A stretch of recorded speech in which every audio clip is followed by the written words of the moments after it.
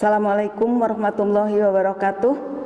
Anak-anakku sekalian, sekarang kita bertemu lagi dalam pelajaran daring, yaitu pelajaran pendidikan Pancasila dan kewarganegaraan. Setelah kita mempelajari kemarin itu bab 3, maka kita akan melanjutkan ke bab 4, di mana dalam bab 4 ini terdapat keberagaman masyarakat Indonesia.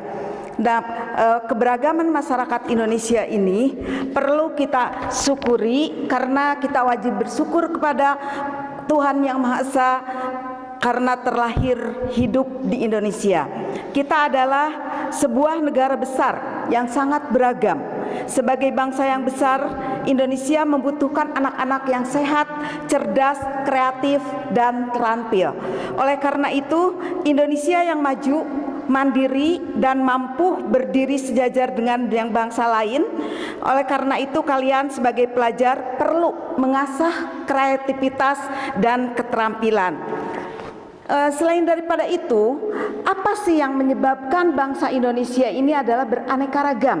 Nah, keberagaman dalam masyarakat Indonesia ini ada beberapa faktor penyebabnya, yaitu diantaranya ada letak strategis Indonesia.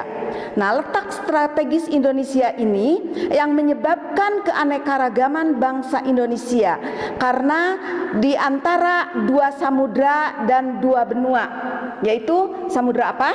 Mungkin kalian sudah ketahui, dan juga benua apa? Ya, kedua samudra dan kedua benua inilah yang menjadikan masyarakat Indonesia beraneka ragam, ya.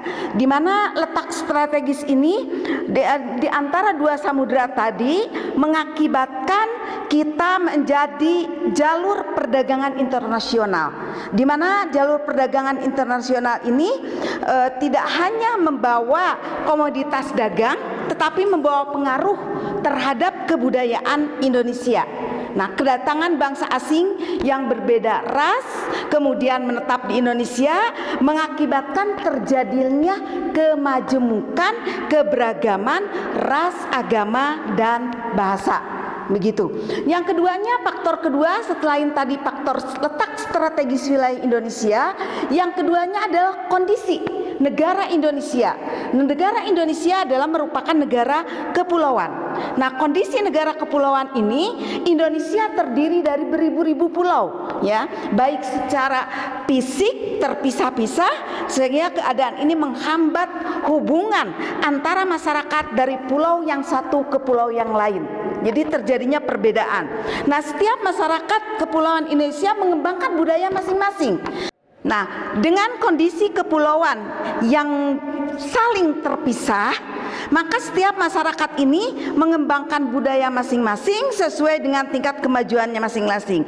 Inilah yang mengakibatkan perbedaan suku bangsa, bahasa, budaya, serta peranan laki-laki dan perempuan, ya. Itu adalah akibat adanya perbedaan kondisi alam yang ada, kondisi negara kepulauan. Maaf, tadi ibu salah. Terus kita teruskan kembali, adanya perbedaan kondisi alam yang ketiganya.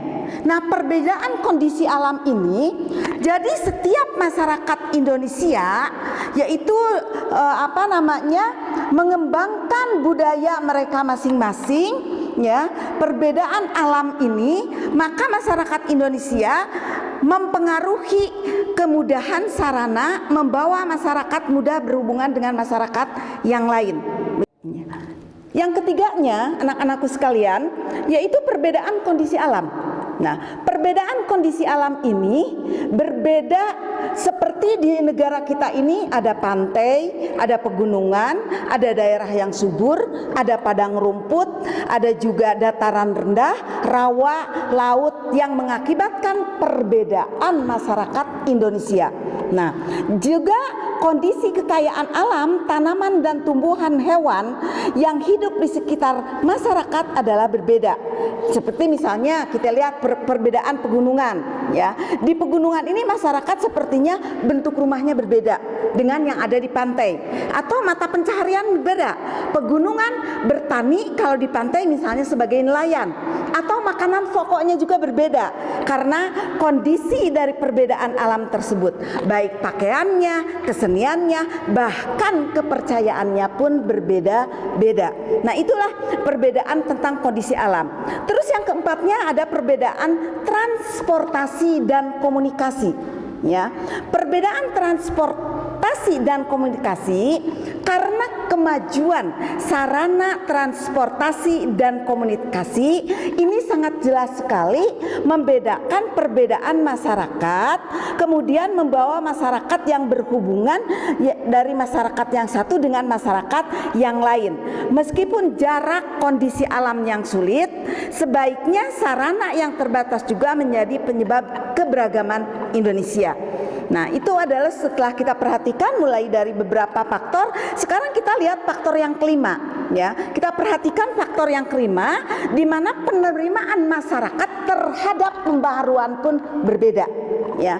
Kenapa? Sikap masyarakat sesuatu yang baru, baik yang datang dalam masyarakat luar, ini membawa pengaruh terhadap perbedaan masyarakat Indonesia. Ada masyarakat yang sangat mudah untuk menerima hal yang baru tersebut. Tetapi ada masyarakat kalau di pedesaan ini mungkin mereka bertahan terhadap budayanya sendiri. Nah, inilah yang mengakibatkan perbedaan budaya, di mana mereka saling berinteraksi, berkomunikasi, akan tetapi terjadi perbedaan di situ. Nah, oleh karena itu anak-anakku sekalian, setelah kita mempelajari faktor penyebab keberagaman masyarakat Indonesia, coba kalian amati keberagaman masyarakat di sekitar kalian. Begitu. Beberapa faktor penyebab keberagaman itu sehingga kalian ketahui di sekitar kita terjadi keberagaman. Apa penyebabnya keberagaman tersebut? Tolong tulis hasil pengamatan dan telaah kalian dalam tabel. Begitu. Ya, setelah kita pelajari itu, mudah-mudahan kalian semua sehat semuanya dan kalian selalu semangat untuk belajar meskipun kita dalam keadaan seperti sekarang ini. Wassalamualaikum warahmatullahi wabarakatuh.